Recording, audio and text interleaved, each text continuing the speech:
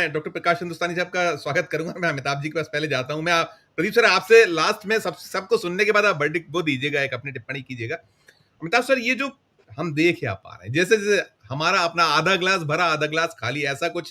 कहीं दिखता है सोचने का। लेकिन हमने जैसे कहा कि सुप्रीम कोर्ट कहीं अपनी मर्यादाओं में रहकर कुछ कह गया है, या उसे मर्यादाएं तोड़ देनी थी, इस पर टिप्पणी। और दूसरी चीज इस पर भी कि क्या बिहार में जो वोट कटने, और ये कहा गया है, देखिए अभी जो इलेक्शन कमीशन ऑफ इंडिया ने वहां भरोसा दिलाया है कि हम भले ही 28 तक पूरी प्रोसेस पहले कर लेंगे, नाम किसी का नहीं कटेगा। तो ये सब क्या ये भी सब ऐसे ही माना जाए जैसा कहीं पुष्पेंद्र जी संदेह जतला रहे? टिप्पणी आपकी अमिताभ से।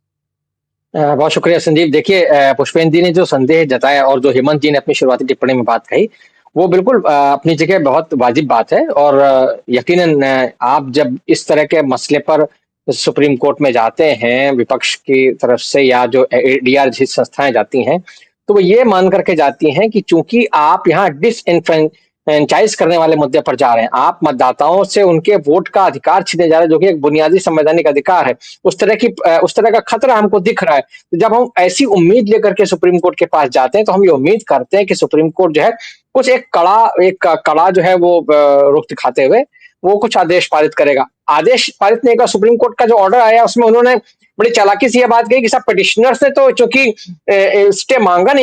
ही नहीं है, इसलिए स्टे हम नहीं दे रहे हैं। तो अब वो जो चीज है, वो कुल मिला करके जो बात आपने खुद कही कि आधा ग्लास भरा और आधा ग्लास खाली वाली बात है, कुल मिलाकर के यही इलेक्शन कमीशन और बीजेपी, आप अगर बीजेपी के प्रवक्ताओं के बयान सुने इस आज की सुनवाई के बाद का जो सुप्रीम कोर्ट का जो इंटरिम ऑर्डर आया है, तो उस पर वो ये कह रहे हैं कि साहब देखिए, इसमें तो जो है सुप्रीम कोर्ट ने विपक्ष की ऐसी तैसी कर दी और कुछ हुआ नहीं है। कुछ ये लोग जो लेकर के गए थे, अपना समूह लेकर के लौटा है सब इनका। उधर विपक्ष कह रहा है कि साहब हमारी जो बात थी, वो बात हमारी सुप्रीम कोर्ट ने पूरी तरह से सुनी है, और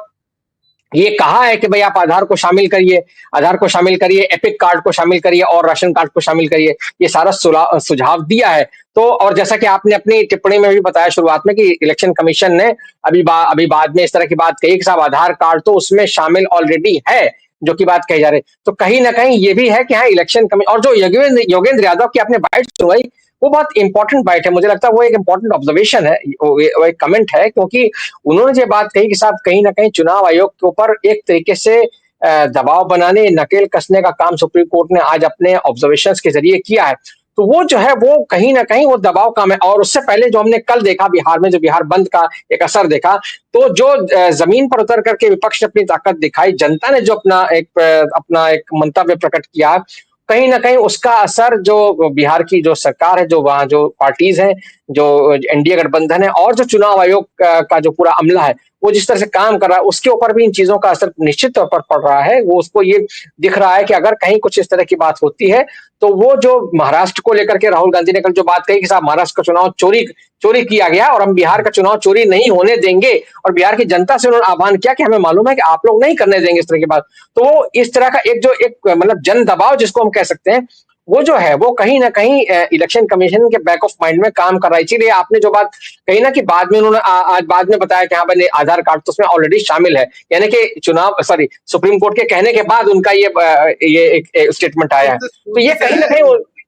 हाँ, तो ये जो कहीं ना कहीं ये उस चीज को दिखाता है। और चूंकि हमको मालूम है कि हाँ, अभी 21 तारीख को और 21 तारीख को एक एफिडेविट आना है, उसके बाद फिर 28 तारीख को सुनवाई होनी है, तो जो सारी बातें, लेकिन फिर भी मैं वापस लौटूंगा जो पुष्पेंद्र जी ने बात कही और जो हेमंत जी ने भी शुरुआती टिप्पणी में बात कही थी कि हमें मीन्स जो भी लोग लोकतंत्र के बारे में सोचते हैं, लोकतंत्र की चिंता करते हैं और उसके बारे में तो वो जो है वो कहीं ना कहीं जो उम्मीद थी, वो उस तरह की उम्मीद पूरी नहीं हुई। सुप्रीम कोर्ट ने कहीं ना कहीं से एक बीच का रास्ता निकालने की कोशिश की है कि भाई ठीक है,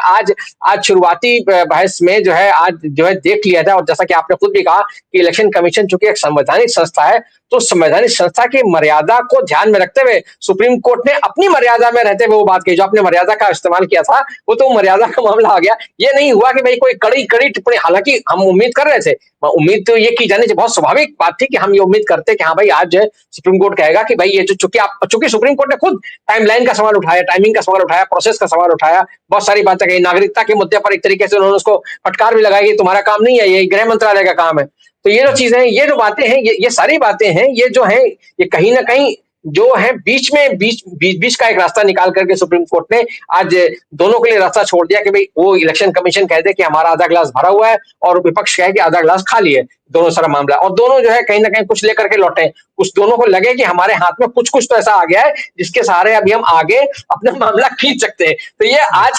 की जो सुप्रीम कोर्ट की जो भी ऑर्डर रही है, जो भी आपका ऑब्जर्वेशन रहा है, जो बात अभी कही गई कि अभिषेक मनु सिंघवी ने सचमुच कहा कि भाई जो कुछ आप कह रहे हैं उसको आप लिखित में भी आना चाहिए, लेकिन वो आदेश में नहीं आया। ये चालाकियां अक्सर होती है कि आप कहते हैं तो बहुत अच्छी अच्छी बातें जो कि मतलब खबरें भी बनती हैं, जिस पर चर्चाएं भी होती हैं, हर तरह से उसको उछाला जाता है, लेकिन दरअसल वो लिखित आदेश में नहीं आती जिसके आधार पर चीजें फैसले लिए जाते हैं। तो वो जो है वो कहीं ना कहीं वो एक कसक, मैं मानता हूं कि वो कसक रह गई है, और ये हमको निश्चित तौर पर अभी देखना होगा कि जब 28 तारीख को जब ये प्रक्रिया जो इलेक्शन कमीशन जो चला रहा है 25 तारीख को जब पूरी हो जाएगी, उसके बाद जब वो वहां पर 28 तारीख को सुनवाई होगी, तो उसके बाद उस प्रक्रिया पूरी होने के आधार पर जो